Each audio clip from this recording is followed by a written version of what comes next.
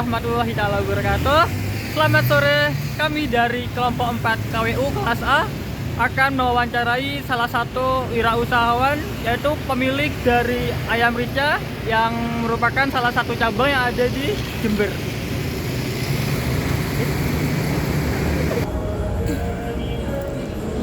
Ya, perkenalkan, kami mahasiswa dari UNED bermaksud ingin mewawancarai Mbak mengenai usaha dari milik-miliknya.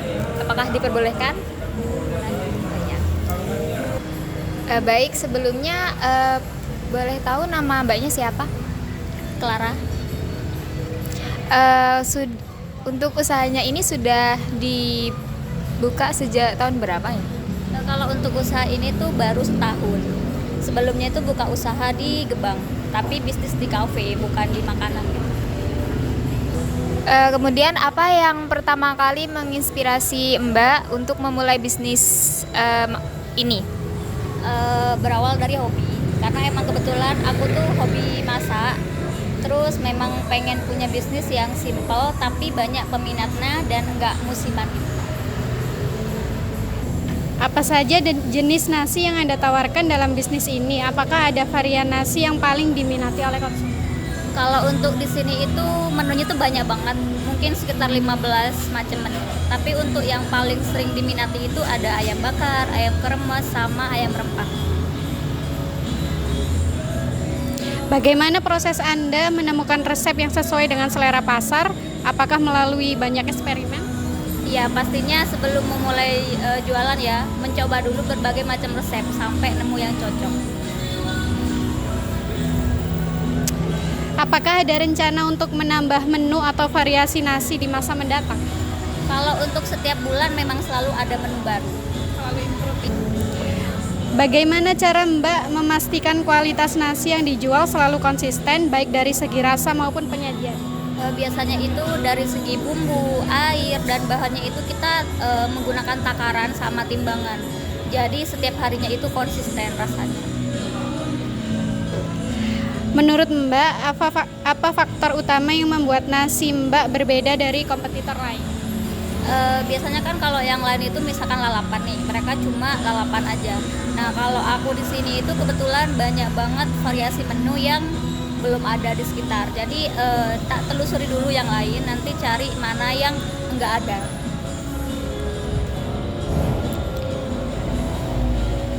Bagaimana Mbak menanggapi dan menyelesaikan keluhan pelanggan jika ada yang merasa kurang puas? Biasanya kami tuh mendengarkan dulu apa keluhnya, habis itu kita perbaiki lagi ke depannya supaya kejadian yang dikeluhkan sama konsumen itu tidak terulang. Berarti menerima saran dan Iya benar. Ya, tentang pemasaran dan branding. Bagaimana strategi pemasaran yang menurut Mbak itu paling efektif dalam mempromosikan bisnis nasi ini? Biasanya menggunakan influencer foodies di Jember ya.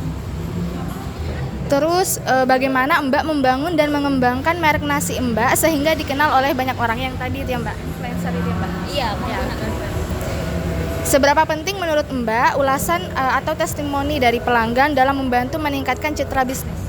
Menurut aku itu sangat penting banget karena dengan adanya ulasan, orang-orang yang tadinya nggak tahu, orang tadinya itu yang pengen mencoba, jadi bakal mencoba karena ulasan. Selanjutnya tentang target pasar dan pelanggan. Siapa target pasar utama dalam bisnis Mbak dan apakah lebih fokus pada kalangan pekerja, mahasiswa atau segmen lainnya? Kalau untuk fokusnya lebih ke semua kalangan. Selanjutnya bagaimana Mbak menjaga hubungan baik dengan pelanggan agar mereka terus kembali dan menjadi pelanggan setia? Yang pertama itu harus sapa, senyum, kayak kita juga ramah tamah ya, ngajak ngobrol selayaknya sama kerabat. Dan biasanya kita ngasih bonus kecil-kecilan. Apakah Mbak juga menerima pesanan dalam jumlah besar seperti untuk catering acara atau kebutuhan khusus? Iya, sejauh ini itu setiap bulan itu pasti ada pesanan dalam jumlah banyak. Baik, kalau caranya Mbak itu mengelola keuangan dalam bisnis ini, apakah menggunakan aplikasi khusus atau metode pencatatan yang manual gitu Mbak? Beberapa ada yang menggunakan aplikasi khusus, tapi ada beberapa yang menggunakan manual. Apa Mbak itu pernah mempertimbangkan untuk mencari investor atau pendanaan untuk memperbesar bisnis nasi? Nggak pernah sih, karena emang pengennya usaha itu punya sendiri tanpa investor atau bantuan dari orang lain sih. Kalau mengelola stok bahan bakunya agar tetap efisien itu biasanya gimana Mbak caranya? Biasanya itu kita itu mempunyai beberapa pemasok. Jadi misal satu bahan itu 3 pemasok. Jadi misalkan satu pemasok itu terkendala, kita bisa order ke pemasok yang lain. Untuk rencana jangka panjang yang akan dimiliki untuk mengembangkan bisnis ini itu bagaimana rencana jangka panjang? Rencananya itu ya memaksimalkan di sini, mungkin setelahnya tuh pengen buka cabang. Pertanyaan selanjutnya tuh apa momen paling berkesan yang Mbak alami selama menjalankan bisnis ini? Yang pertama itu ulasan dari pelanggan, itu sangat memuaskan gitu. Kedua itu ketika bisa memberikan pekerjaan sama orang lain. Bagaimana pengaruh bisnis ini terhadap kehidupan pribadi Mbak? Terus apakah ada perubahan besar yang Mbak rasakan setelah membuka bisnis ini? Ya lumayan sih, kalau sebelum membuka usaha itu kan kita bebas ya. Setelah buka usaha itu lebih banyak kesibukan. Lebih nggak free gitu ya Mbak? Nah terus apakah Mbak itu memiliki rencana untuk memperluas bisnis ini ke daerah-daerah lain? Rencananya pasti ada, kalau bisa bukan ke daerah lain ya, tapi kayak keluar kota, keluar provinsi gitu. Rencana ada. Amin.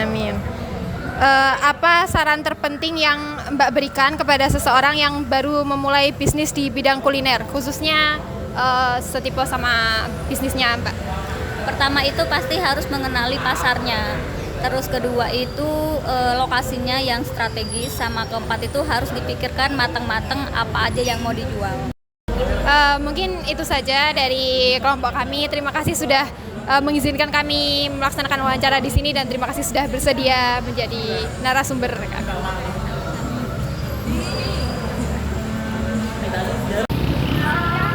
Sekian wawancara kami dengan salah satu wirausaha yang ada di Jember. Mungkin cukup sampai di sini vlog kami. Kurang lebihnya mohon maaf. Wassalamualaikum warahmatullahi wabarakatuh. Dadah. Bye.